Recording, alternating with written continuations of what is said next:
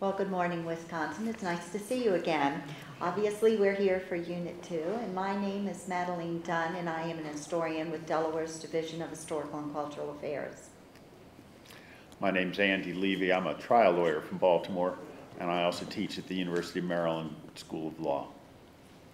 I'm John Kaminsky, Director of the Center for the Study of the American Constitution at the University of Wisconsin, and I'm delighted to see you here. I didn't judge you yesterday, but it's terrific, or Saturday, terrific to judge you today.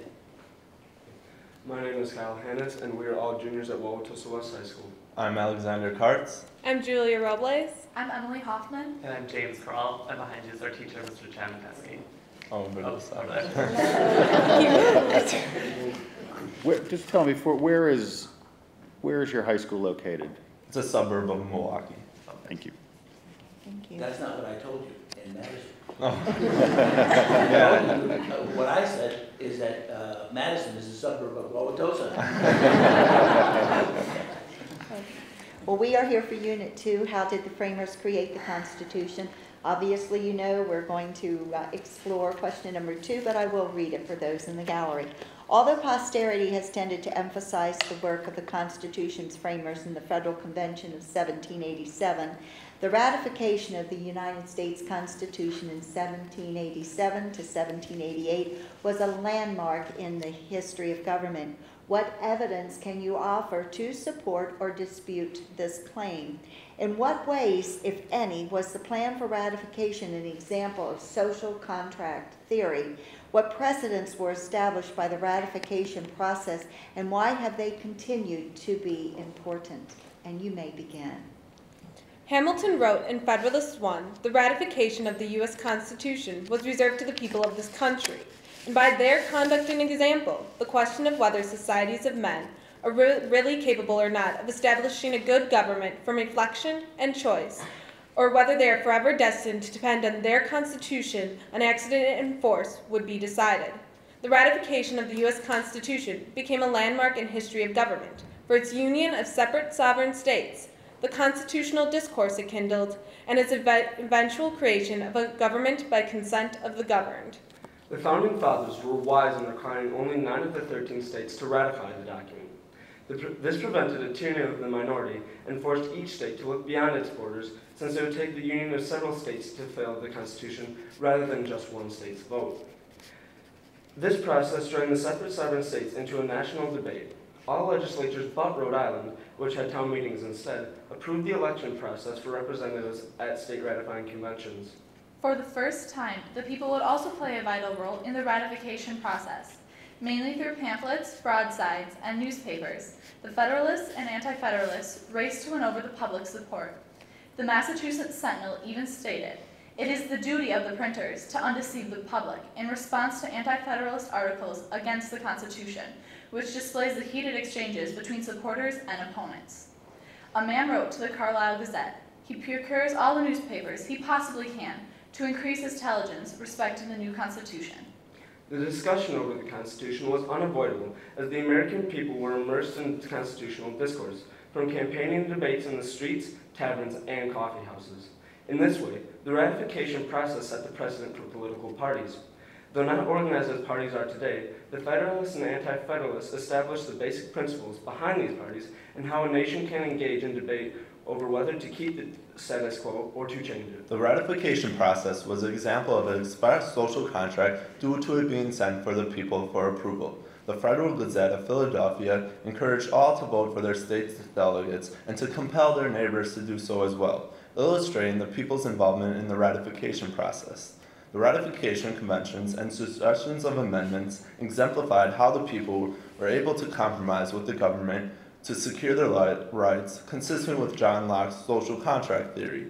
In addition, those states that did not ratify the Constitution would not be forced to abide by it or join the Union. Thus, each state, in representing its people, freely consented to the government before it could be set into place. For these reasons, the ratification process set the precedent for constitutions to be put before the people for their approval, in the U.S. and abroad. This can be seen in new states joining the Union, such as Hawaii, Wyoming, and Kansas. The first constitution of our state of Wisconsin was even rejected by voters, forcing a second convention to produce a less controversial one, ultimately approved by the people.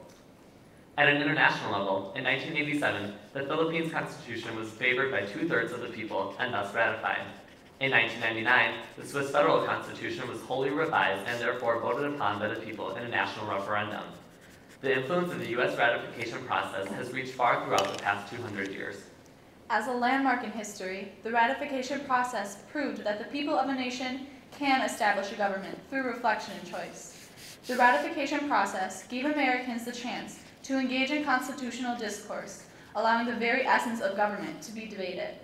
As President George Washington said in his farewell address, "This government, the offspring of our own choice, uninfluenced, adopted upon full investigation and mature deliberation, has a just claim to your confidence and your support." This concludes our statement. We are ready for your questions. Why do you think that the framers sent the Constitution to the states with neither an endorsement nor a commendation? Was this a wise decision? Why or why not? I believe it was a political decision in the sense that they did not want to either advertise or say that, yes, we really want this new constitution, yet at the same time they didn't want to condemn it by saying by them not establish or sending it to the state legislatures, that would be sort of them nullifying it right away. And also it sort of gave it some credibility in a sense, because it allowed for the conventions to deliberate the actual contents of the Constitution. And I think if they set too much things in place, like Rufus Keene argued at the Philadelphia Convention that if they made them send it to the state legislators probably wouldn't have ratified it. Most of them were bicameral, and so it would have took really long. And the new Constitution was taking a lot of their powers. They had a lot more power under the Articles of Confederation, so they probably wouldn't have ratified it. John? What role did slavery play in the ratification process? Well, the framers decided to keep slavery in the Constitution, although the word slavery is not expressly stated in the document. However, they kept the slave trade clause and the fugitive slave clause in the Constitution to please the southern states, which would ensure them ratifying the Constitution. As Dr. John Kaminsky says, slavery is a necessary evil. I don't think the southern states would have ratified the Constitution if slavery was abolished.